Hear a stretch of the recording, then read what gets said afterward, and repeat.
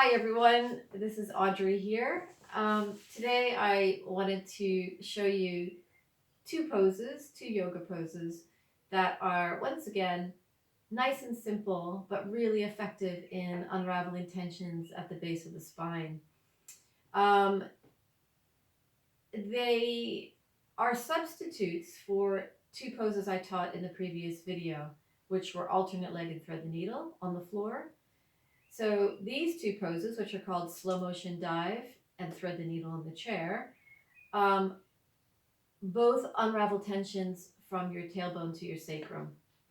Um, they do it differently. When you're sitting upright with gravity going down, the way gravity reaches into your spine is different, so it releases your spine differently than if you're laying on the floor with your back supported, the lower back, and your legs elevated. Um, Gravity reaches in differently, and so it gets into the spine differently. And you can enjoy these differences when you try practicing these on your own. They're both so wonderful because they're both getting into the spine in a way that's really hard to get into. um, there aren't a lot of things I think that reach in so deeply for us to get these core tensions of our spine unraveled. The health of the body and the mind are so connected to this area of the back and of the spine and this opening to improve the whole condition of our body and mind. Um, the other thing to point out, the two poses in the chair that I'm going to show you now, they're really good for Tai Chi practitioners to um, to use as a way to help release and channel that opening through the spine when you're doing the exercises and the movements in Tai Chi, and you'll see why. Okay. All right. So let's just start out, and I'll show you the first pose, and then you can try it yourself. Firstly, you're going to need an armless chair and a nice firm chair. Um, with your feet on the floor, you want to make sure you've got a nice firm footing. For those of you who are on the short side like myself, sometimes my feet don't reach the floor. Even if your heels slightly hover, you'll need to put something underneath your feet, like I have a nice firm blanket. Right, so firstly, I'm sitting all the way back in my chair. I'm not at the edge of my chair, all the way back. And then I separate my feet, opening the knees with me so the knees are over my ankles. Now, if you separate your feet and your knees just don't want to come along, and then if you use your hands to open the knees to bring them over the ankles, and then your big toes lift up, that means you would need to bring your feet a little closer together to get this alignment of the ankles under the knees. And likewise, you don't want your knees to be just splayed out the opposite way. So knees over the ankles, and lastly, you want to bring your toes in pigeon-toed. Why do we do all this? Super important alignments. Take your time getting these when you're practicing. Super important to this pose because it will track your sit bones and anchor them so that when you go into, well, firstly, when you anchor your sit bones and release them, you start to unravel tensions already at the base of your spine through the tailbone, through the coccyx. And then when you go into the pose and we go further into the movement here, it tracks deeper. So if you miss these alignments, you miss the benefit of this pose. Okay, so from here, I'm just bending from my hip joint, resting my elbows onto my thigh. And actually, before I continue, I'm just going to remove my scarf. So, hands are resting side by side. Let my head hang. Let my buttocks and my sit bones start to settle back into the chair.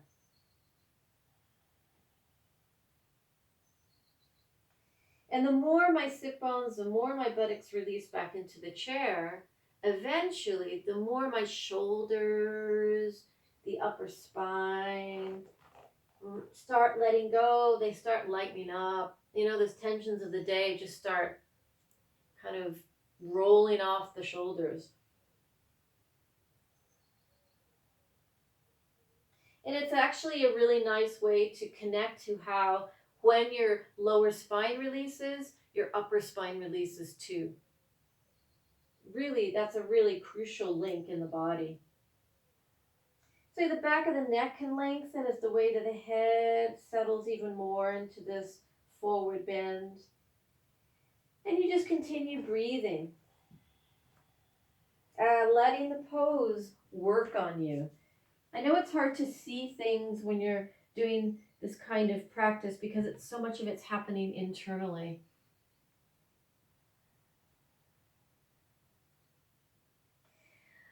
Okay, so before I go into stage 2, I'm going to raise my head up just to give you a few contraindications. When you're doing this pose, stage 1 and stage 2, always keep your head down. I'm raising my head up just to look at the camera. So stage 2, I'm going to tip even further into the forward bend. But if you have high blood pressure, glaucoma, a detached or history of a detached retina, or a hiatal hernia, don't do the stage 2 part and just stay in stage 1 and continue to release, and you'll get tremendous benefit. Stage 2 looks like this. The knees open up. If they do go out to the side a bit, that's fine. You know, my ankles don't have to be clearly under the knees at this point. If you find you have to separate the feet a bit more, that's fine. So stage 2 is going to be you're dropping in between the legs. It's like a surrender into this tipping forward. Now, if your hands are hovering above the floor when you do that and you're not ready to really reach the floor yet with the hands, you can use a block. And if that still isn't quite enough, you know, you can use another block.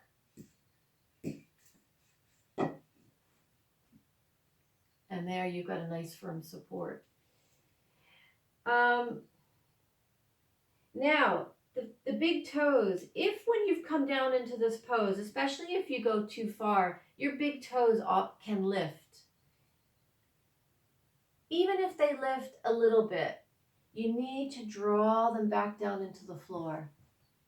The big toes, the pads of the toes, the pads of your ball joints. And this is where this Tai Chi feeling comes in.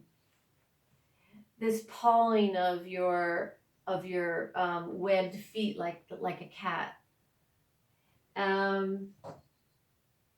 Because when you have the support of the earth and then you engage, even quite softly, but you're connected to the big toe, the pads of the toes, the pads of the ball joint, and what we call bubbling well, this sort of opening in the base of the ball joint.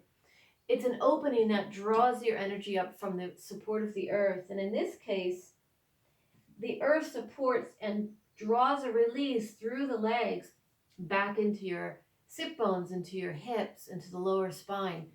Because even as you're hanging and tipping forward into this lovely deeper inversion, so the spine is hanging in gravity, releasing in gravity, it's all tracking from that release at the base of your spine. Okay, it's always going there. Now, if your shoulders are kind of tightening up, let the shoulders disappear into the joints. Soften them back in, and you'll find that the pose will release back down the spine and again right into the sit bones. And I think this is another a good connection with Tai Chi, how your shoulders don't want to be pulling out of the joints where you're reaching out and you lock up the spine. They go back in to the joints and freeze up the spine. And you see, already I'm starting to let go between the support of my feet, releasing my sit bones, releasing the shoulders. I'm just sort of really sinking into this. And then when it's time to come up, you just bring your elbows back up to your thighs into stage 1. Take a breather. Hands back onto your legs. So just slide one elbow away, then the other. Press your hands into your legs, use your arms strength, unroll the spine or roll the spine back up until your head sits right back on top of your neck. And really take your time to come up, all the time you like. There's no rush to come up. And I'm giving myself a few moments just to let the blood settle back down through my body into my feet. And to feel the nice effect after this pose.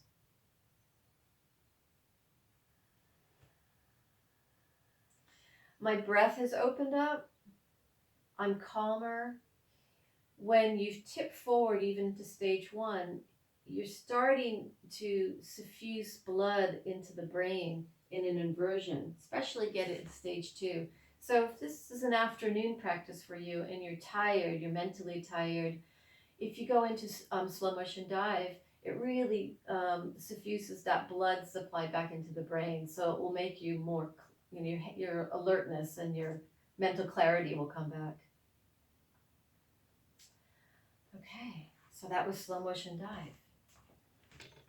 Lovely pose.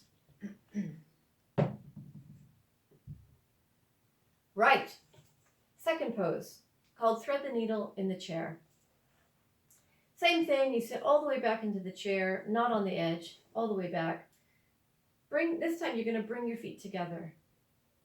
And then I scoot my feet out a little bit, keeping one foot onto the floor exactly where it is. I'm going to raise the other foot and rest my ankle onto my knee. Actually, I'm going to do the other side. That's my easier side, so I always go to that side. But I want to start with this side for you because I want to demonstrate something with the chair. Okay, so your ankle bone is going right on top of your thigh bone. It's not hanging off to one side, and it's not collapsing on the inside.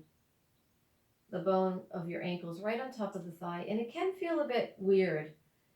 Sometimes people find it slightly uncomfortable, and really that's to do with some tensions in the spine that make your ankle kind of taut. So if that's the case for you, you can always just put a sock or a scarf or something underneath your ankle. It's really comfortable. Okay, so another alignment is the lower leg. There's a tendency sometimes for it to want to go out to the side, this lower leg, and you just want to draw that leg back so that the lower leg is in line with the upper leg.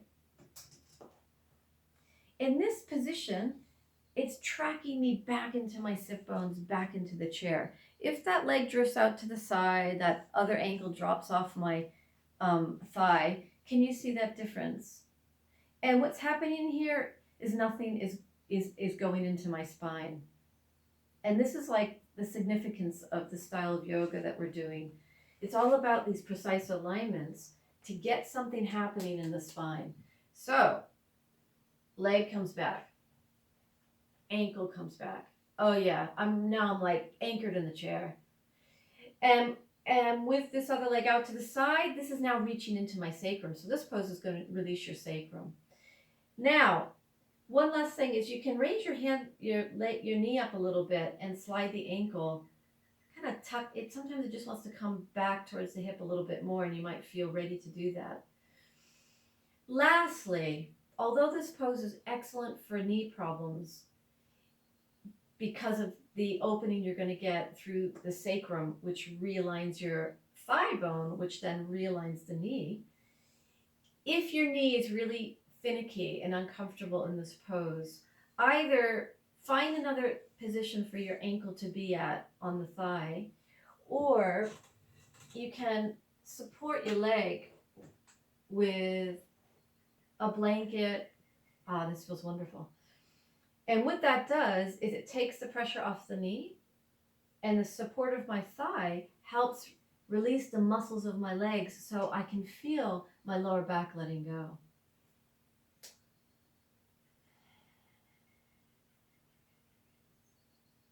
So the pose is unraveling tensions for you. And you're just being in these alignments and letting it happen. In stage one, you can always sit upright with the ribs supported, the back rib cage supported. You might want to let your head tip forward if that's nice and comfortable for you, and the shoulders can relax. The buttock muscles are relaxing in this pose. They might feel really tight at first, but then they start letting go. Stage two, a bit more challenging. Don't worry if you can't do this. There are different ways of going into it, different levels of stage two, and it's really just tipping forward. And I'm going to remove this blanket for the moment. So stage two is really just tipping forward in any particular way. So in this case, you don't necessarily have to have a block for your hands, because it's so intense into the hip joints and it's a bit awkward to get down to the floor. Just see how you get on with it, just hanging forward like this. Because you've got your foot supporting you, you've got the chair supporting you, and then you can just let yourself sort of hang. Now I am doing my tighter side, so it's a bit harder to show you this. And then you don't have to stay there long, and then you can just tip yourself back up. And you may find, once again, ooh, you can come a little bit deeper. And if you are going to come deeper, that's sliding the leg up, the ankle up. You always lift the knee and then slide it up. Boom. And then when you're ready to come out, you place your foot back down on the floor next to the other one. Really great to just pause and check out the two sides of the two hips and how you're sitting on the chair between the side that you've just done and the other side. And I feel a huge difference. This side, you can even maybe see my knee is in a different position than the other knee. It's lengthened. I've gotten this whole length through my thigh because there's more space in my hip joint. I'm sitting deeper into the chair on the right side. I'm grounded into that chair. I'm not kind of perched like I am on this side. I'm really grounded, because that's all the spinal tensions that's allowed the bones to settle the way they're supposed to. They support you. So then you would go ahead and do the other side. And you may feel a difference between the two sides. You will feel probably a substantial difference, because we all have a tight side and a loose side. When I do my loose side, my easier side, it just feels very different. It feels much easier. So I won't go through the second side with you. You can try that one on your own. And then I would just suggest for if you'd like to do a continued practice to get the rest of the spine released, you could go down on the floor for a lunge, and then for a twist on your back, and put your legs up onto the chair afterwards and relax. And if you don't know the lunge or the twist, just look at my last video previously and you can learn it from there. And I'd really be interested to hear about what some of the Tai Chi practitioners might find, if this helps in any way with their Tai Chi. Okay, thanks for watching. I hope that was helpful, and I'll see you again soon. Bye-bye.